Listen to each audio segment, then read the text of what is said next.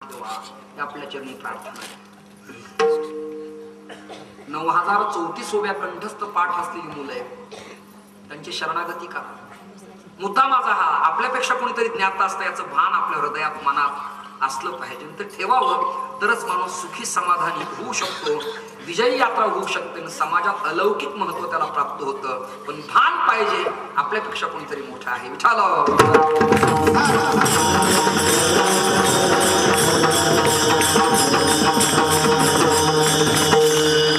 लघुसिद्धांत कौमुदीच्या प्रक्रिया यांचे मुलं खेळता खेळता प्रांगणात जात होते.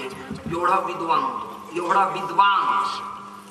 पण त्याला असं वाटलं की वारकरी अंगाने जीवन जगावं. वारकरी संतांचं तत्वज्ञान, डार्विनचा उत्क्रांतीवाद आहे दादा, पण वारकरी संतांचा क्रांतीवाद आहे.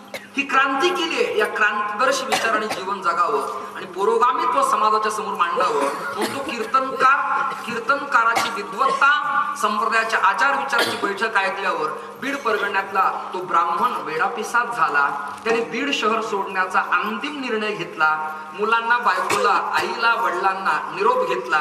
मुलांना आशीर्वाद दिला, आई वडिलांचे आशीर्वाद घेतले, धर्मपत्नीला निरोप दिला आणि दरकोस दर मुक्काम करत करत तो अहमदनगर मार्गे, तुळापूर मरकळ मार्गे आळंदी तीर्थक्षेत्री आला. पायी पायी त्या काळात आल्यानंतर आळंदीतल्या वैदिक ब्राह्मणांनी बीड परगणातल्या ब्राह्मणाला प्रेम दिलं नाही. हे बोलताना मला ताकदीने बोलावं लागतं. काळात अत्यंत भयंकर आहे, त्रासदायक आहे. कुणीच कुणाला कुठे सुखात जगू देत नाही. मीडियावाले जर पाठीमागं लागले तर काही सांगता येत नाही. एखादा क्रोधिष्ट मागं लागला तर काही सांगता येत नाही. काही विद्रोही मागं लागले तर सांगता येत नाही.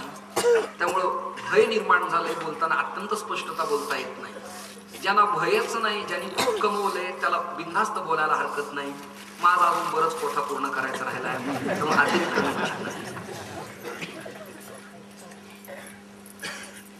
बीडच्या विद्वानाला आळंदीच्या विद्वानानं प्राधान्य दिलेलं नाही. आजही असंच आहे. मराठवाड्यातल्या माणसाला पश्चिम महाराष्ट्रातील लोक पाहिजे त्या ताकदीनं स्वीकारत नाही. या विधानाबद्दल क्षमस्व. आता आम्ही तुम्हाला पाणी मागलं, काय आमचं पाप आहे? फॉर एक्झाम्पल, उदाहरणार्थ, पाण्याचा पिट्यार 8चा उतारा काही तो टीएमसी प्रमाणे अमुक अमुक जिल्ह्याच्या नावाचा आहे अशी नोंद कुठे चित्रगुप्ताकडं किंवा होण्याकरता असं. याकरिता ते वसंतराव देशपांडे मराठवाड्यातून लातूर जिल्हा सोडून पुण्यात आल्यावर एवढा मोठा झप्पा आणि लांबलचक अशी ती विजार पाहिल्यावरती पुण्यातल्या चांगल्या चांगल्या शास्त्रीय गायकानं वसंतरावला वेड्यात काढले आणि ते म्हणायला लागले, गाना कैसा होना बोले, जैसे जलपर मछली तरते है वसा पतियाला घराणे का गाणं होणार. कळलं का? वसंतरावला हसल्यावर उपहास झाला. वसंतराव म्हणाले, फक्त तानपुरा माझ्याकडे दिला, एकच चान्स मला द्या, एकच चान्स. वसंतरावांनी पालखी मांडी घातली, तानपुरा जुळवला, कानाला स्वरेदा भिडला आणि सुरुवात केली. ते जो निधी लोह गोल, ते जो निधी विठाला विठाला.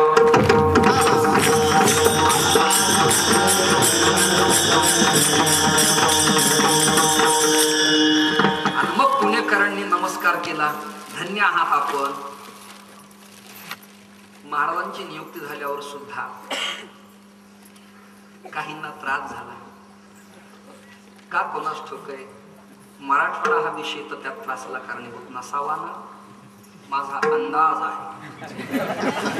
मराठवाड्यात तुरळक सरी पडतील, कोकणात मच्छीमारांना धोक्याचा इशारा दिलाय आणि विदर्भात दमट वातावरण राहील असा वेद विद्यालयाचा अंदाज आहे. असा माझा हा अंदाज. ब्रह्मवाक्य जनार्दन हा अंदाज तसा वाया जाणार, कारण या आंदोलनाच्या क्रांतीचा मी एक सदस्य आहे. ही गोष्ट विसरता कामा नये. तांबे साहेब, तुम्हाला ही गोष्ट माहिती, पांडुरंग महाराजगिरी आणि आम्ही रामराम ढोकांच्या बरोबर रात्री 4 पर्यंत बोलत होतो. तो हाच विषय. विठाल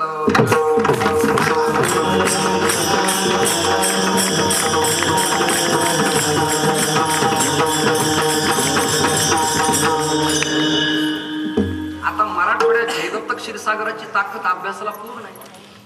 उपमुख्यमंत्री पदापर्यंत तो माणूस जावा एवढी त्याची ताकद आहे. कृपया मी कुठल्या पक्षाबद्दल बोलतो, त्याच्या बुद्धीचा मेरिट सांगतो, पण मान्यता मिळत नाही. गोपीनाथरावांचा मी नातलग नाही, पण तो माणूस ताकदवान आहे. एक मराठवाड्यातला माणूस देशाच्या राजकारणात सर्वोच्च पदावर आहे, पण त्याचं मूल्य आणि त्याची किंमत त्या तोलामोलाची त्याला मिळत नाही. हा दोष काही आमच्या मातीचा आहे?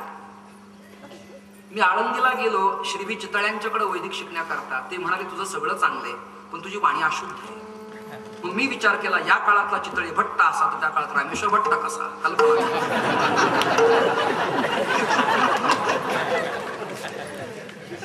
तुझी वाणी अशुद्ध आहे. मी म्हणलं दगड बांधा म्हणजे मी देहांत प्रायश्चित्त केलं.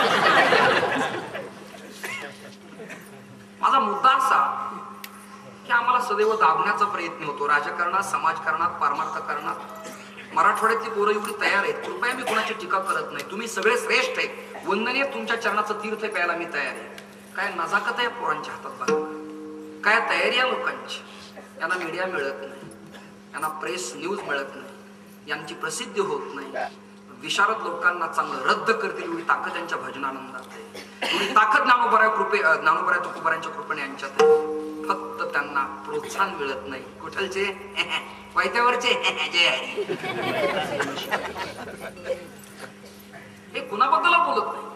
जेव्हा हा बीड परगण्यातला ब्राह्मण आळंदी तीर्थक्षेत्री आला तेव्हा त्यांनी काही चांदीच्या तपकात निरंजनी घेऊन ओवळलं नाही. कुठं आलाय?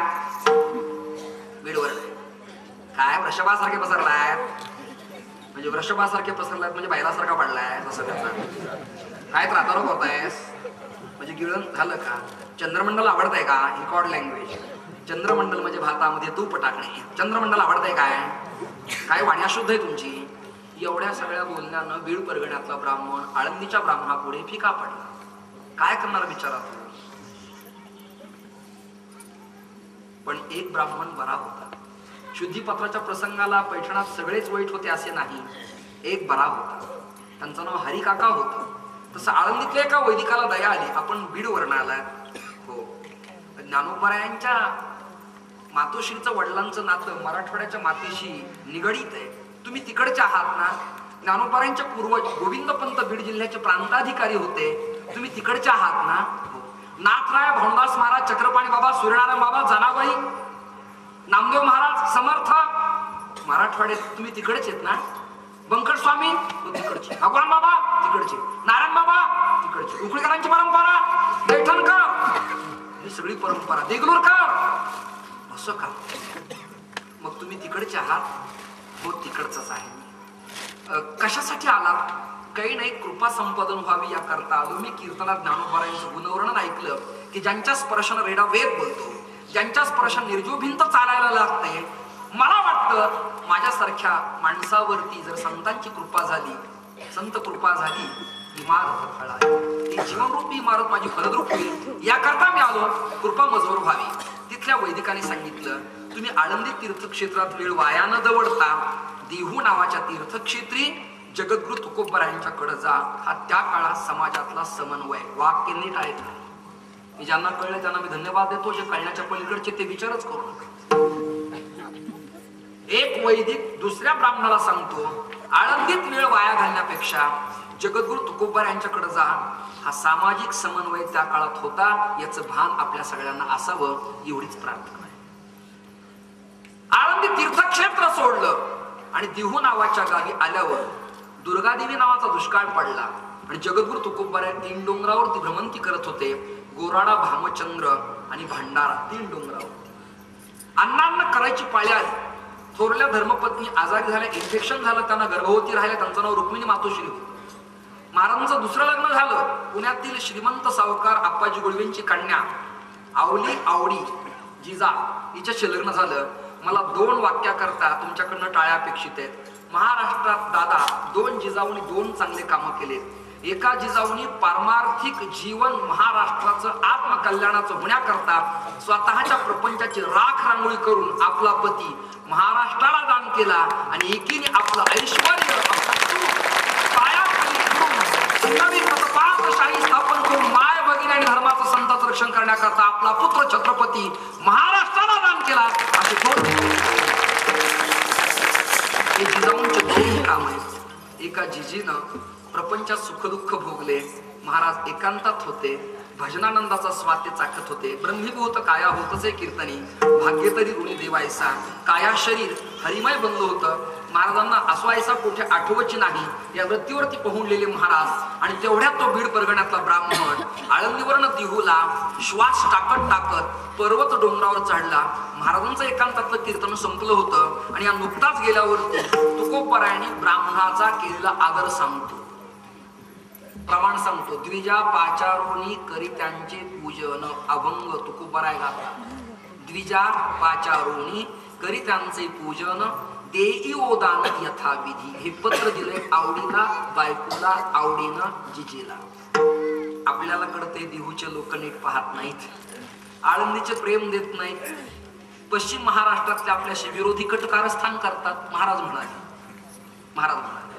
आला बीडचा तर यथाविधी दान दे. तिने उत्तर दिलं दुकानदारी बंद पडली, काय देऊ मी त्यांना. महाराज म्हणाले हे दुकान बंद असू दे, पण कैवल्य कणकाचं दान समर्पित करण्याचं सामर्थ्य पांडुरंग परमात्म्याच्या कृपेने आपल्याकडे आहे. मग त्या ब्राह्मणाने धरणं धरलं, धरणं धरणं धरलं, धरणं धरणं धरणं. ह्या शर्यतीच कशा घ्याव्यात शिकावं पश्चिम महाराष्ट्राकडनं, आणि नुसते धरणे कसे धरावे ते शिकावं आमच्याकडं बीडकडनं.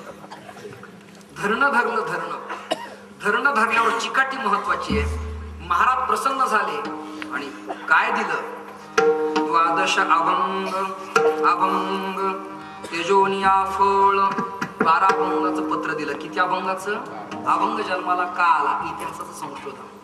12 अभंगाचं पत्र दिलं. तो ब्राह्मण श्रीफळ आणि अभंग घेऊन आळंदी तीर्थक्षेत्री येताना तुकाराम महाराज कृतज्ञतापूर्वक म्हणाले काय ज्ञानेश्वरी हे पाठविले धरणी. हा परस्पर संतांचा त्या काळात एकामेकाबद्दल असल्या प्रेमसंबंधाचा भाव. त्या काळात काय ज्ञानोबराकडे कमी म्हणून माझ्याकडे तुम्ही आलात, त्यांनीच पाठवलंय तुमची कृपा होण्याकरता. ते पत्र घेतलं आणि दादा तो ब्राह्मण आळंदी तीर्थक्षेत्री आजान वृक्षाच्या सुवर्ण पिंपळाच्या जवळ प्रदक्षिणा म्हणून सिद्धेश्वराला प्रणाम करून, ज्ञानोबराच्या संजीवन समाधीला प्रणाम करून श्रद्धापूर्वक सश्रद्ध अंतःकरणापासून त्या 12 अभंगाच्या संहितेचं, अभंगाच्या त्या ग्रंथाचं पठन अनुष्ठान पूर्वक करू लागला. त्याला पहिला अभंग दिसला. कोणता अभंग दिसला. कोणता अभंग दिसला. जयाची द्वारी सोन्याचा पिंपळ. जयाची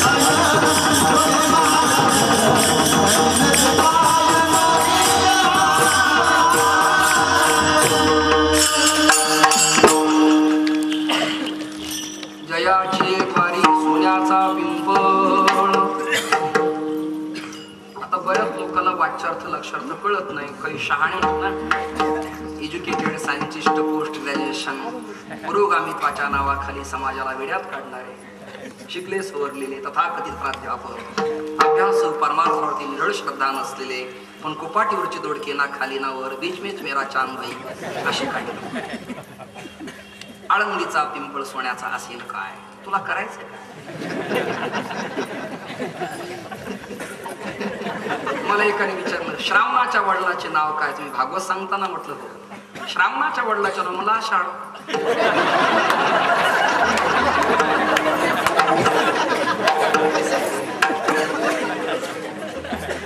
अरे जन्म दिलेल्या बापाला तू घोटभर पाणी पाजलं नाहीस, तुला श्रावणाचा बाप विचारायचा का आधी? बरोबर आहे ना. जे नको तेच. एकाने मला प्रश्न विचारला, महाराज रावण कसा झोपत असावा? म्हणलं माझा कधी योग नाही आला. मी कीर्तन करीत फिरतो गावात आणि त्याचा आपला कधी योग नाही, भेट नाही, पण कसा झोपत असेल? म्हणलं तर्क लावायला हरकत नाही. त्यांनी त्या काळातल्या सुतारांच्या कडनं चंदनाचा पलंग तयार करून घेतला असावा आणि एकांगावरती झोपत असताना त्याच आकाराचा खड्डा असावा. मुलं जशी गोटी खेळताना गलीमध्ये जाऊन बसती तसं कदाचित त्याचं डोकं एकमेकांनी आत जात असावं. तो म्हणला आता रावण नाही, त्या खड्ड्याचं काय करायचं? म्हणलं त्यात तुला टाकायचं बाहेर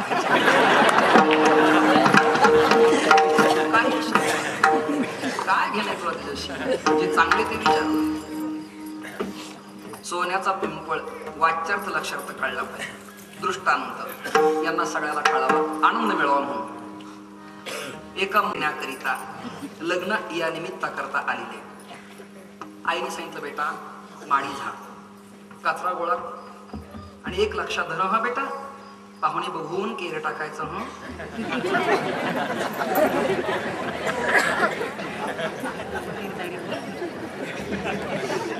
डबल MA. तिने संपूर्ण माडी झाडली, सुपलीमध्ये कचरा गोळा केला आणि पाहुणे बघूनच काम केलं.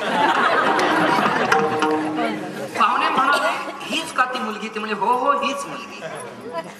ती म्हणाले ठीक आहे, लग्नाच्या आधी कचरा टाकते, पुढे आपला कचरा कुंडी करील. एका आईने एका मुलीला सांगितलं बेटा हे पुरण घे आणि वाटीत बैस. ऐकताय ना?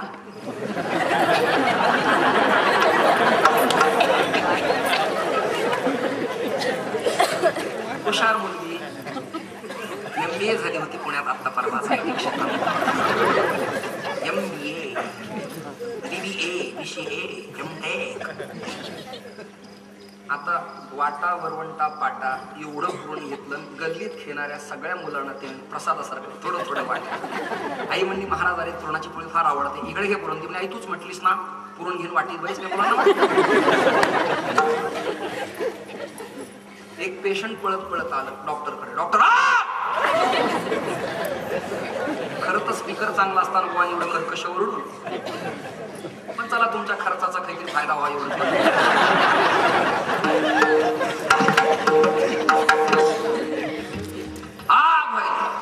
डॉक्टर मध्ये तुझ्या आरड्या ओरड्यानं बाकीच्या पेशंटला आत्ता झोपा लागल्यात, काहींना बोला दिल्यात, सलाईन तोडतील, काही नॉर्मल माइंड इफेक्टवाले पेशंट आहे, तू कृपया ओरडू नकोस. काय झालं तुला? डॉक्टर म्हणे आग होती. अरे पण कारण काय? विंचू चावला म्हटलं. मग असं सांग बैस. मग त्याला एक पेन किलर गोळी दिली. ही गोळी घेतल्यावर 5-10 मिनिट तुला थोडं लखलख होईल, नंतर पुढे बरं वाटेल. हा मलम घे, मलम, आणि जिथे तुला विंचू चावला तिथे मलम लाव.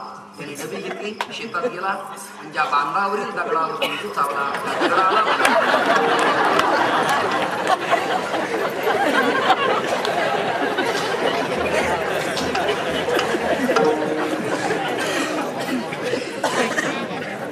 सोन्याचा पिंपळ या शब्दाचा सरळ अर्थ सुखाचा पिंपळ. विठाला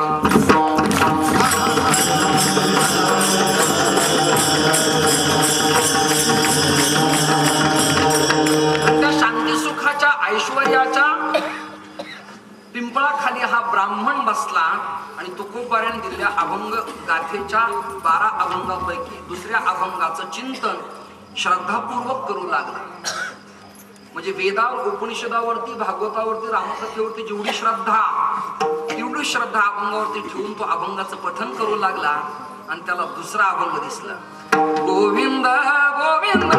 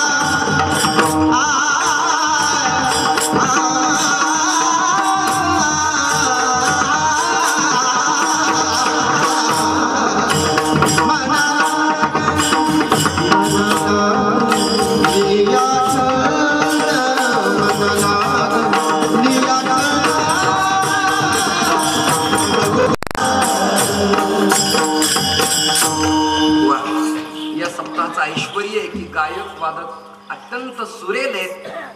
त्यांच्याकरता एकदा अंतःकरणापासून सांगता तुम्हा कळो येते अंतर. नुसता संकेत यांना, बाकी हे लोक खूप जागृत आहेत. धन्यवाद त्यांना. किती सुंदर माणसं आहेत. साहित्य संगीत कला विहीन साक्षात पुच्छ विशानहीन तृणान्य खादन अपि जीव मानः तद्भाग ध्येयम परमं पशूनां. नाही तर काही सप्त्यात काय काय गायक आम्हाला भेटतात. पाहिल्याच आले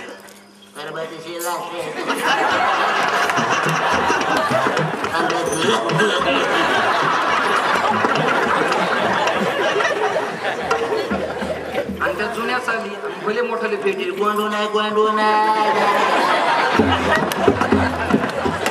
गोंडून मोकळा करा.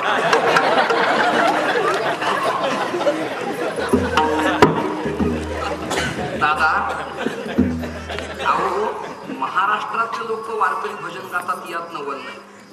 परराष्ट्रातल्या स्त्रिया सुद्धा आता वारकऱ्यांचे भजन गायला लागतात. शंकर बापू आपेगावकरांचे चिरंजीव पंडित उद्धव बापू आपेगावकर हे अमेरिका, लंडन, फ्रान्स, मॉरिशसला पखवाज वाजवायला जातात. आपले महाराज लोक केवळ महाराष्ट्राच्या सीमेपर्यंत सीमित न राहता असे तो हिमालयापर्यंत त्यांचा पखावज जावा ही माझ्या अंतःकरणापासून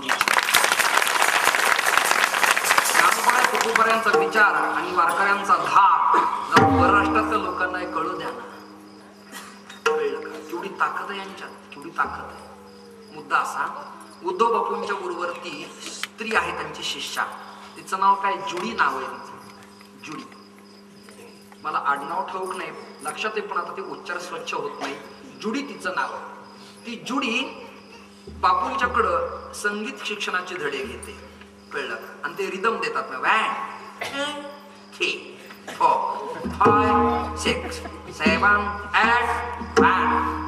ती गाते. हे कुठं गायलं याचं प्रॅक्टिकली मला स्वतःला ज्ञान आहे. एकदा हट्टा नावाच्या गावी परभणी जिल्ह्यात वारकरी संत संमेलन झालं होतं. त्यात श्रद्धे अण्णांची प्रकृती बिघडल्यामुळे कीर्तनाचा चान्सेस मिळाला मला. योगायोगच कीर्तन मी केलं. खूप टाळकरी होते आणि मग अण्णा तब्येत बरी नव्हती पण कीर्तन भजनाला मात्र होते. कीर्तन माझं झाल्यावर रिदम ठेका ताल दिला बापूंनी. त्या जुडीनं काय केलं, तानपुऱ्याचा भोपळा केला वर आणि दांडी केली खाली. ऐकताना विनेकरी बुवा, भोपळा वर दांडी खाली. हिरवी आपल्यात असे भोपळा खाली दांडी वर. त्यांच्या संबंधाने मृत्युलोकीचे उफराटे, भोपळा वर दांडी खाली. अण्णा म्हणाले यांच्या गाण्याची पद्धती मला वेगळ्या प्रकारची वाटते. हा विणा असा उलटा धरण्याचा हेतू मला आतापर्यंत समजलेलाच नाही. आणि तिने गायला सुरुवात केली. ती काय म्हणाली सांगू का तुम्हाला? सांगू का? हो नाही काही.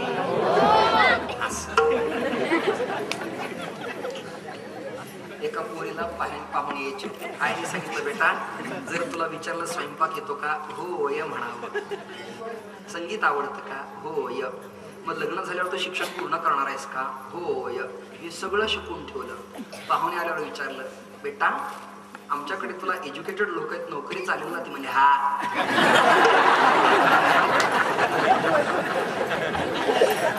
तसं काही गोड होय म्हणले पण प्रेम विचार. संस्काराचा अभाव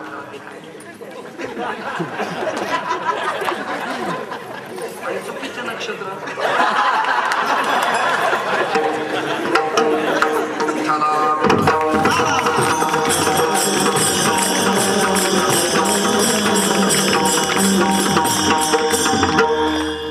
त्या जुडीताईनं गायला सुरुवात केली. काय गायलं तिने ऐका. रिदम पाश्चात्य तालासारखा पखवाजाचा वाजेल.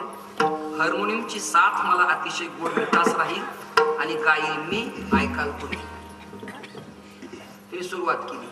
गवळा हारकरी संतांच्या घावला. हादऱ्या हादऱ्या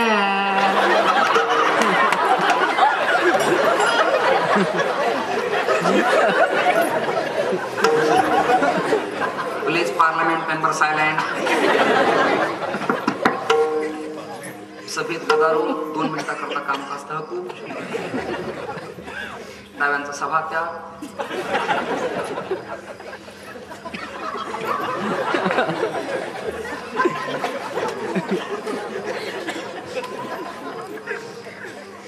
सुरुवात झाली तिची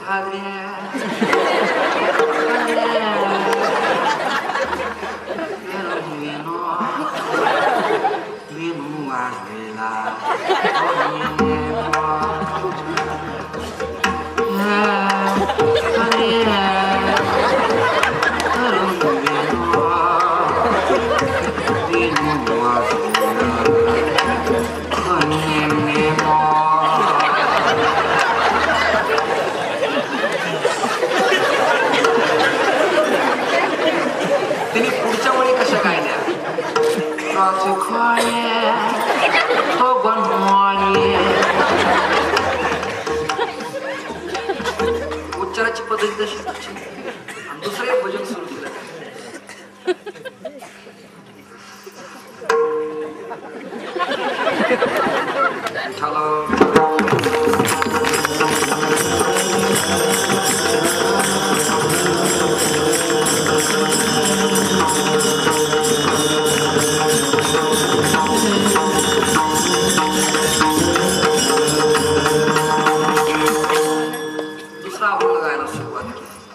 दुसरा अभंग सांगू का तुम्हाला?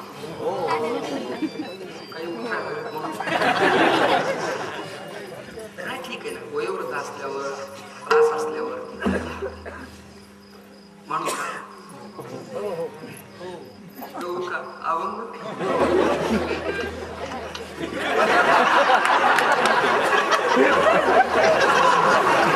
हमारे प्रोग्राम में बच्चे के भी साथ है भाई. सुरुवात केली काय खेळ मांडीला खेळ मांडीला वाळवंटी गाये नाचती वैष्णव वाई रे.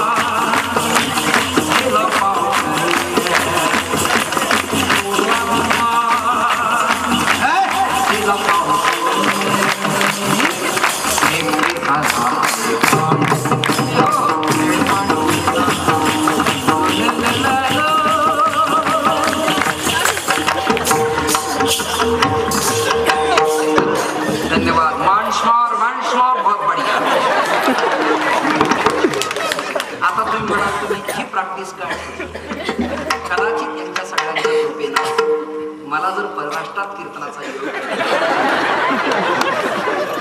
या चालीत मला कीर्तन करता या. आधुनिक युगात कीर्तन कसे राहील? फेट्याच्या ऐवजी त्याला हेल्मेट असते,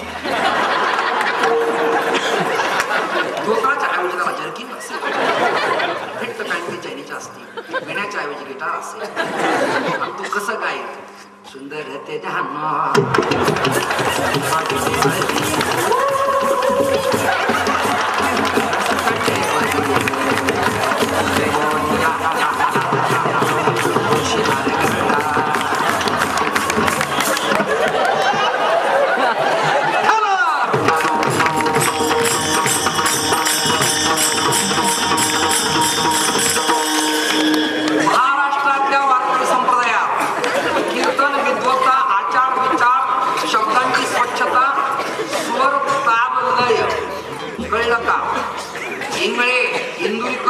उखळीकर आणि राजूरकर या चाराच्या नादी कोणी लागायचं? तुमच्या आमच्या समोर तुम्ही कोणीही कीर्तन करा ना मागतो. जर आम्ही आमचा फड नाही जिंकला ना आमचे बापू. हा अहंकार नाही, हे विनम्रपणे एका लेखनाने आई वडिलांसमोर केलेलं निवेदन आहे. बाकी गोविंद गोविंद मा लागल्या छंद असा लागला असा घरी छंद जाय कोणिया आणि हेच विलंबित करायचं असा घरी छंद मला काही आकार देता येणार नाही जाय तुटोनिया भवा बंध घरी छंद लागला पाहिजे आमच्या दादाचा दृष्टांत मी चोरलाय समोरच पेश करतो मी कीर्तनापुरतेच कपडे घालतो आज थोडं उलट झालं मी आधी घातले दादाने काढले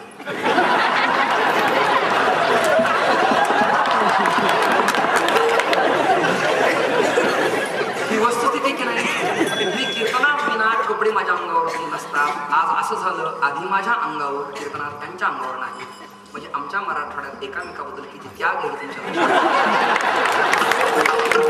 जोपर्यंत तुला आजच्या 21 मिळत नाही तोपर्यंत मी अंगावर कपडा घालणार नाही असा ठिय आंदोलन करणारा माझा महाराष्ट्रातला माणूस जिवंत असताना मला भय काय मिळाल्या विना मी कपडे अंगावर घालणार नाही एवढं मोठं प्रेम हे एक संहितेच्या कालावधीमध्ये भागवताचे अनुष्ठान असतं त्या परंपरेप्रमाणे ते वागतात छंद लागला पाहिजे दादांचा दृष्टांत आहे तुमच्या समोर पेश करतो काय असतं एखादा गायक दुसऱ्या गायकाची नक्कल करतो तेव्हा तो पाठीमागा असतो समोर त्याच्या करावं म्हणजे त्याला कौतुक वाटत असतं पंडितजीचं गाताना समोर गायलं पाहिजे समोर मन हे राम रंग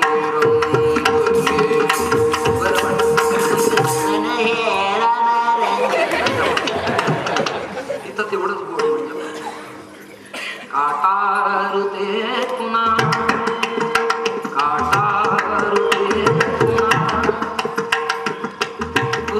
पुन्हा ही सगळी तयारी मी का ठेवली कदाचित आपली कीर्तन बंद झाली पुण्या स्टँडला हे मी तिघ जण असतो की 2-3 हजार रुपये रोज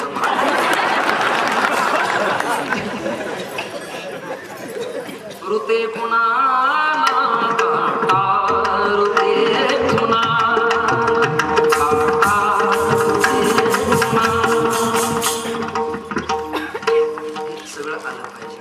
काधरीला परदेश सजना काधरीला परदेश हे नाट्य गीत होतं आता गाणे गाणारे बदलले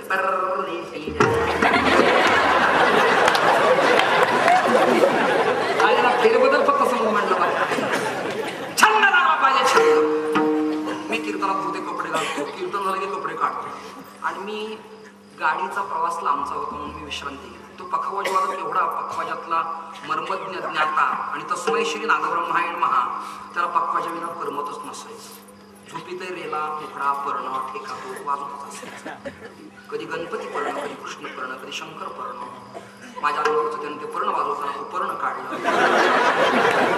पर्ण आणि उपर्ण त्यांनी रात्रीच पाणी आणलं गव्हाची कणी काढली एवढा मोठा कणकेचा गोळा केला त्यांना गोळा दाखवला सगळ्यांना मीडियावाल्याला एवढा कणकेचा गोळा केला आणि माझ्या पाठला चिटकवला मला सॉलिड गार वाटलं आपल्या घरी तर एसी नाही पण आज योगायोग कसा आणि त्यांनी कळत काढलं मी जागा घालून निर्लज्ज ही कणिक त्याला कमाला रे तुम्हाला हे कातड काय ते कातड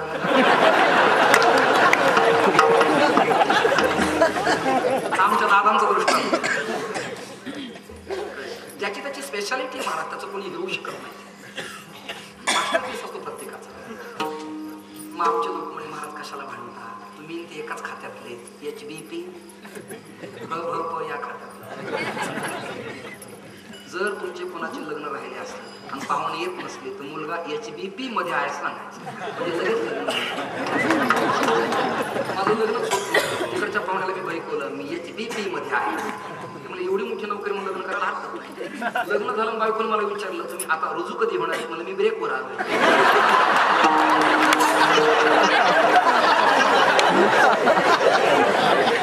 अशी जिजुरी गांडा 4-6 महिने निघून गेले ते म्हणजे आता त्याने मला वाटतं मी तिकडे जाण्यापेक्षा इकडे परमनंटच करा म्हणून जमलं का HBP परमनंट HBP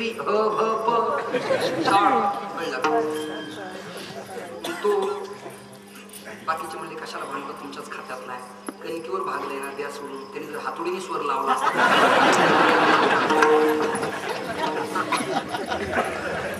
एक पीटी मास्तर चांगला होता, रात्री झोपून घेतला, माझा पाय हरला.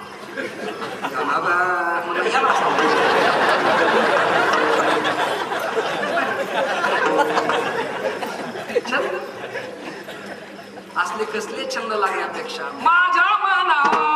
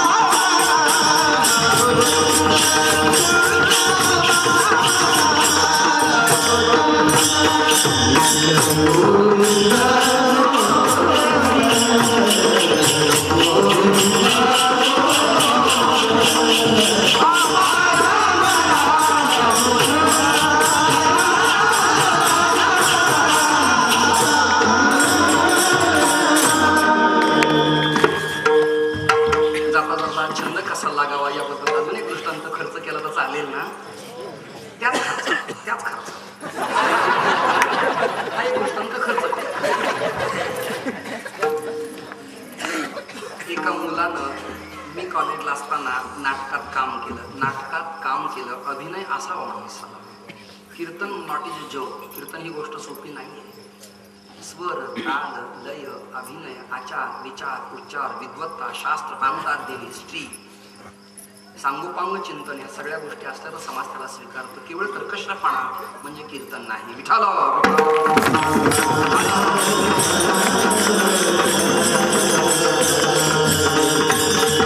त्या माझ्या वर्गमित्रानं नाटकात काम केलं. नाटकात पूर्वी बालगंधर्वांची परंपरा तुम्ही पहा. स्त्रिया नाटकात स्त्रियांचा अभिनय करत नव्हत्या. ही गोष्ट सत्य ना दादा. मी तुमची टीका टिप्पणी करत नाही. तुम्ही वंदनीय आहात. यस्त्र नारीस्तु पूजन्ते रमन्ते तत्त्वदेवताः. तुमचं वंदन आहे, मी तुम्हाला धन्य मानतो. पण त्या काळात स्त्रिया एकदम डायरेक्ट स्टेजवरती काम करत नव्हत्या. मग पुरुषानेच मेकअप करायचं. बालगंधर्व स्वतः करत होते, स्वतः गात होते. बालगंधर्व स्वतः गात होते. वद जाऊ कुणाला शरण करीन जो हरण जाचे सखये बाई सखये बाई ग वद जाऊ कुणाला शरण ग वद जाऊ कुणाला जाऊ कुणाला जाऊ कुणाला जाऊ कुणाला जाऊ कुणाला जाऊ कुणाला.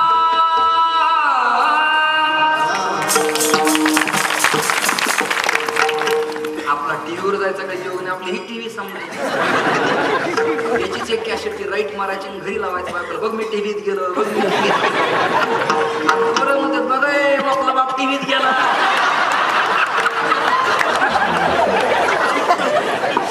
आपला बाप टीव्हीत गेला.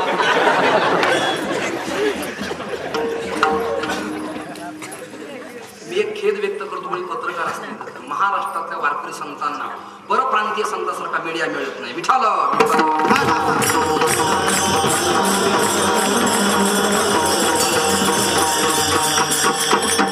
परप्रांतातले आणायचे यूपी, एमपी, हरियाणा. राधे राधे तो कहना ही पडेगा, सबको हाथ ऊपर करके अभिवादन करना पड़ेगा. राधा रानी के लिए गाना ही पड़ेगा. जय जय श्री राधे. आणि आम्ही इकडे मिळलो रात्रंदिवस. अकोल्प आयुष्य व्हावे तयाकुळ माझ्या सकळा हरीच्या दासा.